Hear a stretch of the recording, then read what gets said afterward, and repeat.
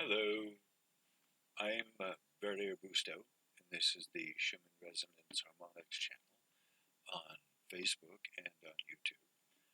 Um, and I want to thank you for being here. It's actually a few days after the 28th, it's New Year's. Um, I had started making this and I got sidetracked on something else. Um, Thank you for being here. I appreciate it. This is part of a one of number in an ongoing series on how to decrypt the color code of the Schumann. And I'm intending on making some shorter videos and then putting them online so you can see them first. It's the material, just the educational material, and then I'm going to string them all together in a live stream, and excuse me, pardon me, and then have a discussion on that. And so that's I think it's going to be fun to do that. I've been working on doing that format, and I really do enjoy it. So this is number 4 in that series of an explanation, basic explanation, or somewhat basic explanation of what the color codes relative to the Schumann resonances are. So I'm going to read that now. Electromagnetic radiation waves are, which are within measurable range, are the SR signal, the Schumann resonance signal. The signal is the range of electromagnetic frequency information that is captured by the detector antenna. Okay? There are sections of environmental EMF information within the immediate atmosphere which is not detected, therefore not measured by the antenna wires. EMF information of the atmosphere which does not contact the Schumann resonance antenna detector units is not getting reported on the graphs, therefore not the spectrum. Okay, so to me that seemed like a pretty basic kind of thing, but the point that I want to emphasize is that there can be things that happen in the globe beyond the realm of the beyond the reach of the Schumann antennas because it's just too far away. Um, and so there's a limited scope of what the Schumann resonance antennas can measure. Is what I'm saying. And so there are the signal. Like this is important to know. What's being measured is that there is data, information, electronic background information that is not picked up by the Schumann resonance antennas, right? Because of the way that they're made, they're constructed. They're not uh, they're not within the range of the parameter of what is measurable, the design parameters of the antenna. And so, if it's outside of that, the operating range of the the antenna setup, it's not going to be recognized as a signal on the Schumann resonance. Right. So the signal is just what is able to be detected within the range of information that's available. The signal is that which is recognizable by the Schumann resonances. So when I say information, yeah, there's all kinds of gamma light energy coming in. Yeah, well, yeah, sure, whatever, it's coming in. All of it. Gamma ray, 5-day time shifting energy, all of it. Yeah, there you go, whatever. It is outside of the range of the detectors. Therefore, it is not a signal that is coming in. All right? So that's what, when I say the signal, that's what I'm talking about. It's not just anything that's out, any information that's out there. It's like, celestial radio. You turn the dial, and there's a variable capacitor there, or is it an inductor, whatever, your rheostat that changes the frequency that you can pick up. And so if it's outside of that range of narrow band of frequency, the radio doesn't pick it up. And so that's the same thing here with the Schumann resonances, that if it's outside of the parameter, the frequency, the Schumann antenna doesn't pick it up. All right. Amplitude. It's found immediately below the spectrogram. It's the dependency of amplitude is the height or the vertical component of the signal. This is the measurement of the electric side of it. The number values posted in amplitude are given in units of pico-elecron-Volts. Okay, so this is amplitude here. We have four colors of white, yellow, red, and green. Okay, these colors correspond to a mode each. A1 is white, A2 is yellow, A3 is red, A4 is green. I have done a video on the modes and what these represent. All right, it's a work in progress. There's two, I think. I did a live stream on that as well. In describing what are modes, I use the analogy of brushes. These modes represent the size and shape of a brush tool, which creates or plots the patterns on the spectrum. The configuration or shape of the amplitude brush is skinny and tall, like a pencil. Quality, which is below amplitude, is the dependency of quality. So the second one here, that's quality. This is the width or horizontal component. It's the measurement of the magnetic side or the current portion of the signal.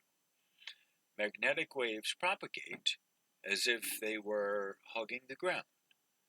Horizontal bands of the Schumann resonance spectro reflect the direction of the quality of the signal. These number values are given in units of picoteslas, which are magnetic flux. All right, so by direction I say horizontal. That's the way that so when I say the direction here, in this case, when I say the direction of the signal, I'm talking about horizontal moves hugging the ground. I've used that expression. All right. So the horizontal on the spectro is the quality. That's the magnetics. And the other direction is the upright. Vertical, and that's amplitude. Right. So when I say direction, I'm meaning that on the spectrum. In case it wasn't clear. Because again, we're talking about, brushes and making, you're making a picture, a canvas, right? The action of the brushes. One's going this way and the other's going that way. As one is doing this, that they're interacting, right? I think that's the best way to put it.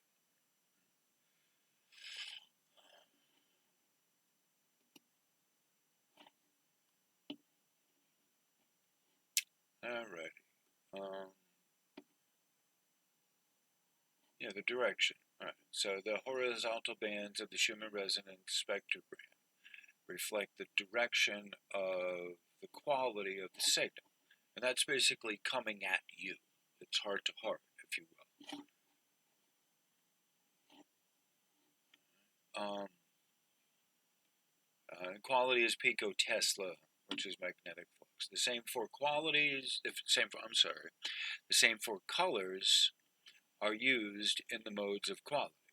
So Q1 is white, Q2 is yellow, Q3 is red, Q4 is green. The configuration of the quality brush is wide and short. All right, so you need to remember something. the colors here represent portions of the signal, portions of the overall signal. So, of the range that's able to be the 0 to 40 hertz, essentially, that range, with up to, you have to look at the attenuation point of the decibel. The electric is measured in decibels of electron volts. Okay, that's the amplitude. Decibels, whereas the horizontal is frequency. That's cycles per second. Okay, so so your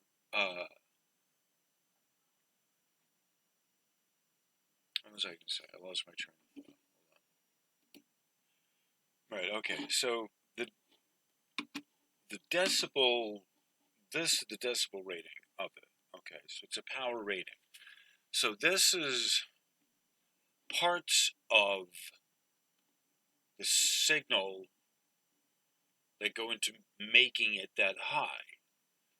It's like the first floor, the second floor, the third floor, the fourth floor, that kind of thing. I talked about musical instruments, though. The better way to recognize it is like a bass, standing bass, right? If these were stringed instruments, that's the best way to look at it. And so the color modes correspond to a portion of the signal. Okay, that's I would say go back and look at the modes. I don't want to go too much into it, but that's what the colors are here. They represent are the different portions of the signal, but it also lets us think of it as a different size brush as well. All right, while we're creating on this canvas, it's a good visual kind of abstract, I think, for a person to lock their heads. Onward and onward. Right, so the quality of the brush is, the configuration of the quality of brush is wide and short. Okay. So frequency, the last image is the panel of frequency. This dependency is matched closely with quality, right, because it's a wave. So frequency is measuring the wave. The height, the quality, once again, is the magnetic field. Quality, again, is the magnetic flux. It's a wave which moves at a frequency. Amplitude is not a wave, nor does it move as a frequency. The dependency of frequency is a wavelength measurement, nominally in kilometers, which is attached to the measurement of the wave. This part here, the quality, is the wave. Okay.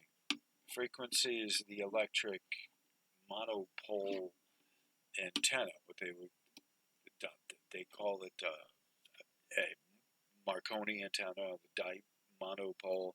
The dipole is another type of antenna that they use for this.